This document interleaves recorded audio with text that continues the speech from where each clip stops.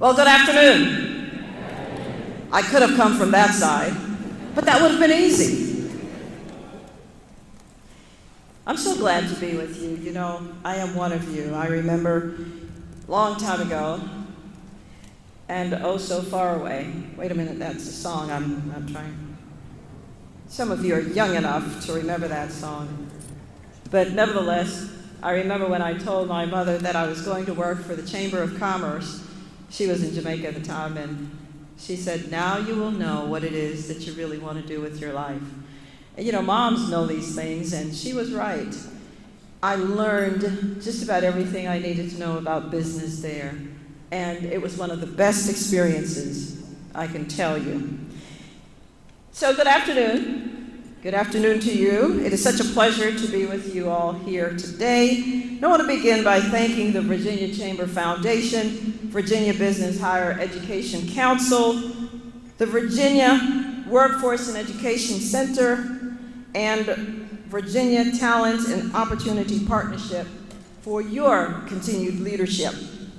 Ladies and gentlemen, you have brought together the people who make Virginia's success story possible. If you succeed, Virginia succeeds. It is really that simple. And my objective is for you to win.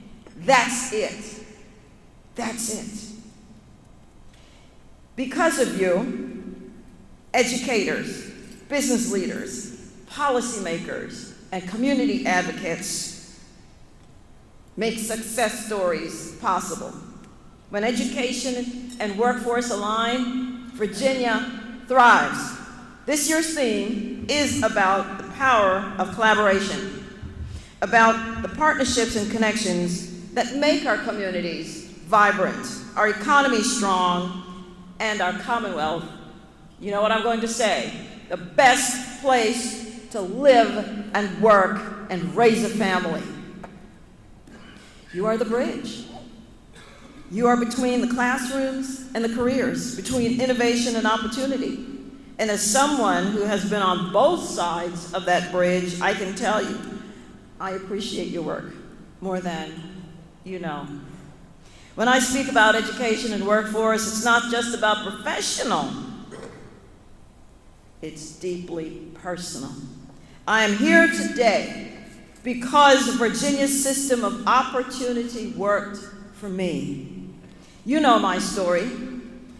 It began many years ago, thousands of miles away in Jamaica, when my father came to this country with nothing but $1.75 in his pocket. I like to say he was so poor that he was just po. He couldn't afford the OR. He was just poor. And he came at the height of the civil rights movement, a time that was bad for us. And I asked my father, why? Why did you choose America? You could have gone to England, because there was no such thing as a Jamaican. We were all British. My father had a British passport. He was a British citizen. And he said because America was where the jobs and the opportunities were. And so, even though it was bad, he thought someplace in America there would be a role for him to restart his life. And then, of course, he came and got me when I was 6 years old. And I have to tell you that I was raised in the Bronx. And not too long ago, when I was driving from New Jersey, crossing the tunnel back over the Hudson into New York, tears came to my eyes, because I thought to myself, never in a million years could my father have dreamt that the 6-year-old little girl he brought to America would one day be returning to New York as the nominee for governor of the great Commonwealth of Virginia. That's America. That means something. And so at 19, I joined the United States Marines, and I became a licensed electrician, a trade that gave me skill, discipline, and purpose. And after my service, After we moved from California, my husband, who is also Marine, he said, Virginia is where we needed to go. He was raised in South Dakota, but he said, I've got family here, and I didn't want to go back to New York. And so I attended TCC at every single campus there was. Why? Because I wanted to be an attorney, and I didn't want to be 40 and wonder, what if I'd never tried?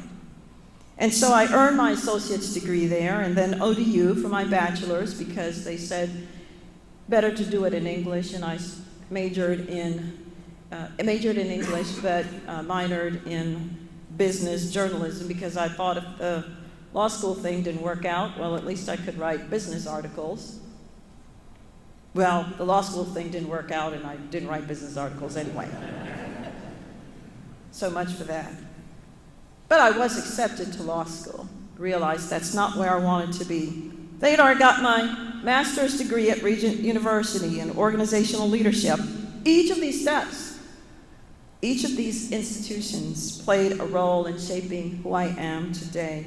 So, I am a product of Virginia's excellence in education, Virginia's boundless opportunity. My journey is proof that in this Commonwealth, no dream is too distant or too out of reach.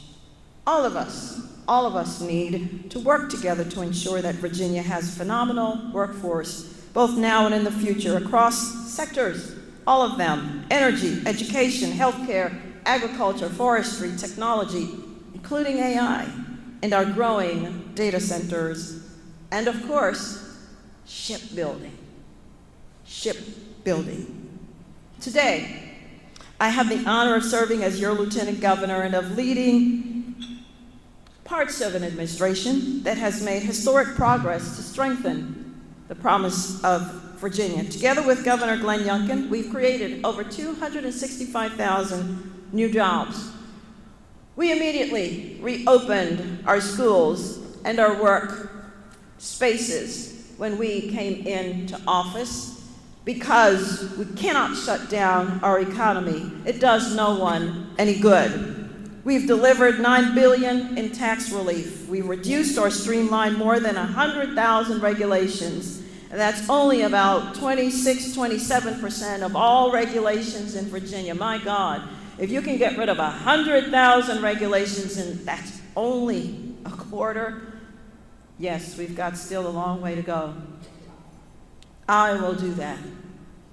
We have secured $140 billion in business investments and made Virginia the #1 in the nation for workforce training and teacher excellence. We've given over 18% increase in teacher pay since we've been in office. It's unheard of. Normally, it's a 2% increase with a 1% match. But we were losing too many teachers, and we wanted them to know we cared about them.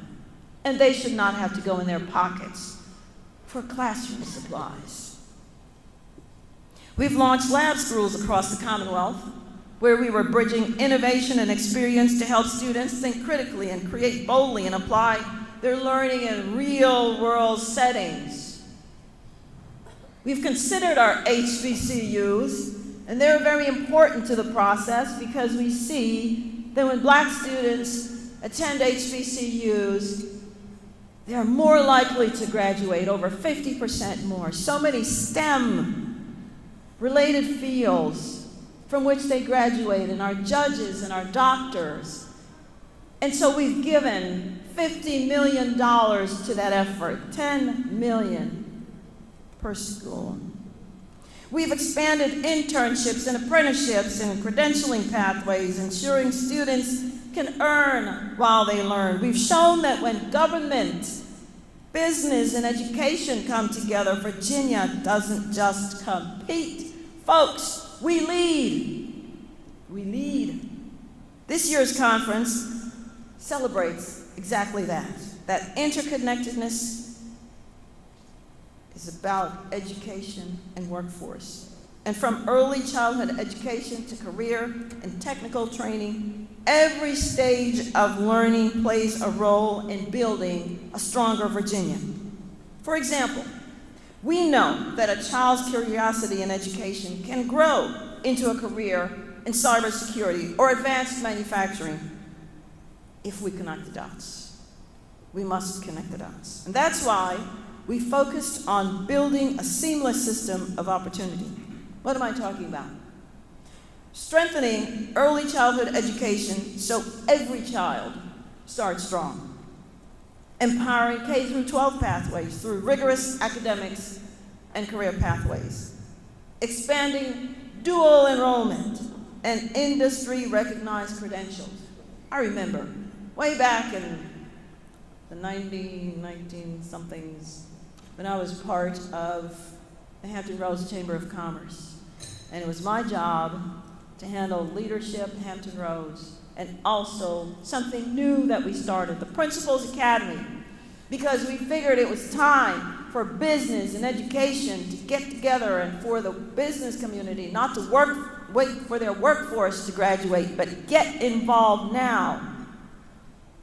Somehow, we're still not quite there, but we're getting there.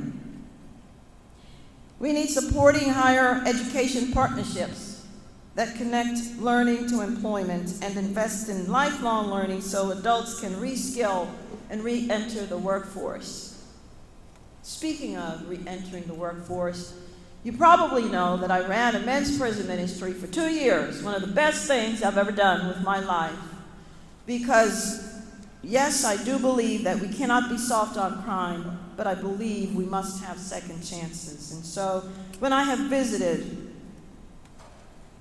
some of our incarcerated, and I see them taking advantage of the education opportunities, the AutoCADs, the plumbing, the cars, yes, mechanics, carpentry, welding. I see them taking advantage of that. I visited Red Onion, for example, and I saw men in classrooms learning math, and I asked one of them, "Why are you here? There's only 3 of you in the class." And one of them said to me, "Because this is my 3rd time here, and I don't want to do this anymore." This is what we must do. We must bring others. These efforts, my friends, are not just about the next job. They're about vibrant communities and thriving families and a stronger economic future for Virginia. It all begins with our youngest learners. In K through 12 education, innovation is flourishing. I already talked about our lab schools, and I was glad to break the tie so that institutions of higher learning, when it came up in the Senate, could have opportunities to themselves be part of lab schools. But then again, I did that when I carried a bill way back on charter schools, because I wanted opportunities for our children to learn. We must not stand in the way. We are also aligning high schools with industry. We're talking also about CTE. We know that every student deserves a future. If I'm so honored to be your next governor, I intend to go even further by launching a bold step to strengthen our workforce and empower students. Virginia's full potential must prepare our people for the opportunities of tomorrow. You remember Y2K and TQM and instilled fear in us. We thought some of these other countries might eat our lunch, but here we stand still. We've seen models like what I want to plan. They're thriving. We don't need to recreate the wheel. We can hit the ground running. Other people have made the mistakes. We can look at what they've done and learn from them. Launch quicker. I'm talking about what I see Northeastern University doing, where students alternate between academic study and professional employment and graduate, not just with knowledge, but with confidence, with connections, with job offers. There it is, job offers in hand. Imagine that same success here in Virginia. A George Mason University student, for example, working in cybersecurity at a defense firm, A Virginia Tech engineering student designing next-generation manufacturing systems. A VCU nursing student caring for patients while earning college credit. This is not just education, it's empowerment. It transforms students into contributors to our economy before they even graduate. And I know you moms and dads like that. And it gives employers what they've been asking for, a skilled and a ready workforce. Now, as we stand at the threshold of a new technological revolution, artificial intelligence and automation are reshaping every corner of our economy, from healthcare to logistics, from manufacturing to finance. The question is, will Virginia be ready? The answer is yes, we must be, because we are preparing our people not just for systems, but for their future. We're embedding AI literacy, digital skills, and data science education into every level of learning. The governor has seen to that. We are building bridges between industry and academia to ensure that AI doesn't replace people, it empowers them. And we're doing it in partnership with our universities, our community colleges, our business leaders, our innovators. That's how, friends, we make Virginia the nation's model for education and workforce collaboration in the age of AI. But as we innovate, we must also be vigilant. The world around us is changing at lightning speed. What am I talking about? Well, you get a sense of this change where China's competitiveness has gone from being about government subsidies and low wages to a tremendous number of highly skilled, educated engineers who are innovating like mad. I want to read to you something that I saw recently, and this is what it says. It's the most humbling thing I've ever seen. Who said that? None other than Ford's chief executive, Ford Motor Company's chief executive officer, about his recent trip to China. He was visiting a string of factories, and this is what he said. We're in a global competition with China, and it's not just EVs. And if we lose this, we do not have a future at Ford. But that wasn't just it.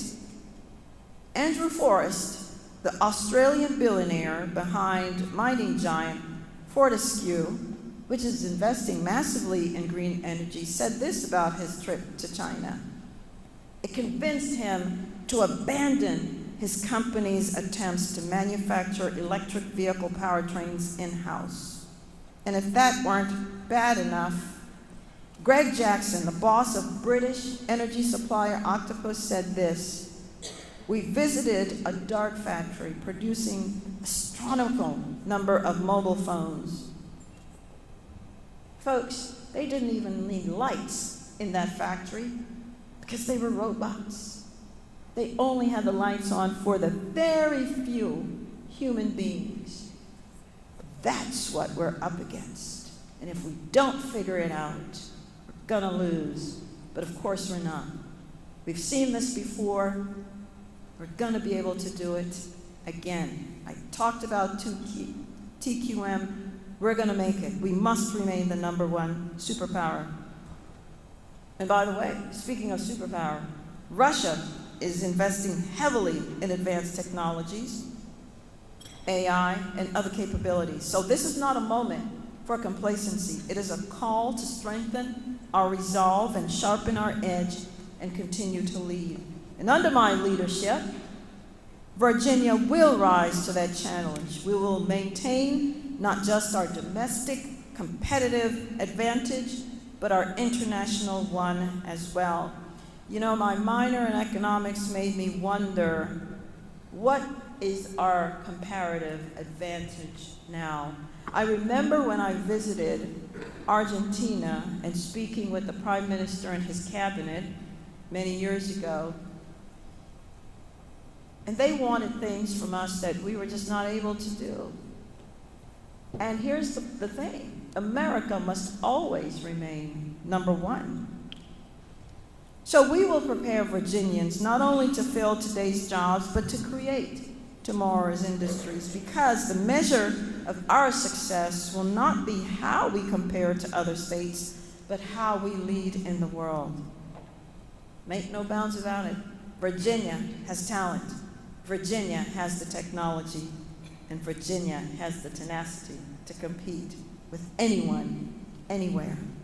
We also know that the future of higher education is about value, alignment, and connection, and our universities and community colleges must remain engines of opportunity. We are able to attract businesses, for example, like Afton Scientific, like Eli Lilly, because we're working in concert with our community college systems to train their workforce, bespoke talent, so that by the time they finish building their factories, their buildings, their workforce talent is also ready. I think about Eli Lilly, which the governor announced was coming to Virginia. $5 billion investment in Virginia. That's real money. $5 billion. And they chose Virginia. Do you know why? Because they said they had 400 applicants from 46 other states. But they chose Virginia because they said they see something happening here. They see other businesses coming. They want to be a part of it. Success breeds success. The U-Hauls that used to go past us and go to Florida and North Carolina and these other states, they're coming back for the first time. They're coming back. It must continue. So in short, we must make sure that higher education is not just about what students learn, it's about where that learning leads. I'm going to tell you this about right to work. Right to work is an issue for me about liberty and about freedom.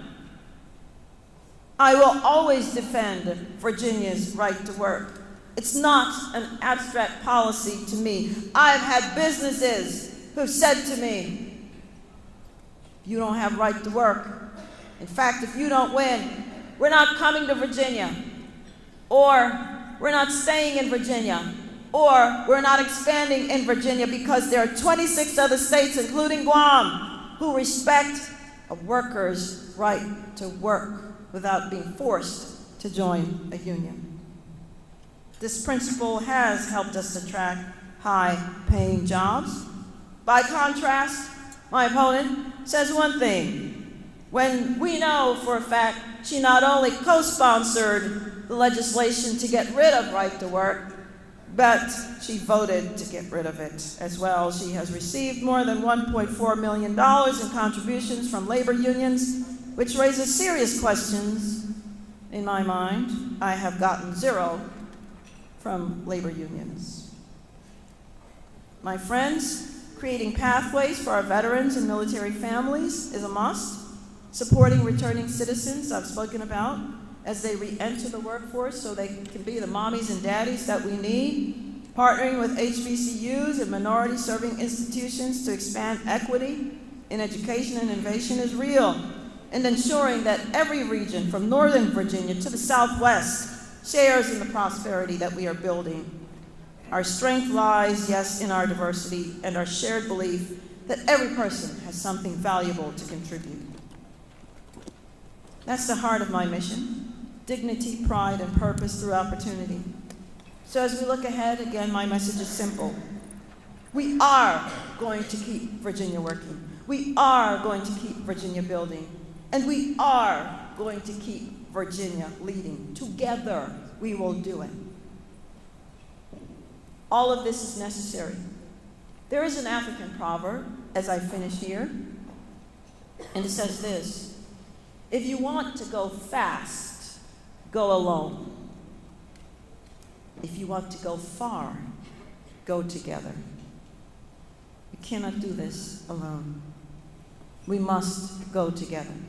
Every one of us has purpose in this life. Every one of us has a part to play. Everybody has a talent that we all need. We are the one body. We need our fingers. We need our heads. We need everybody.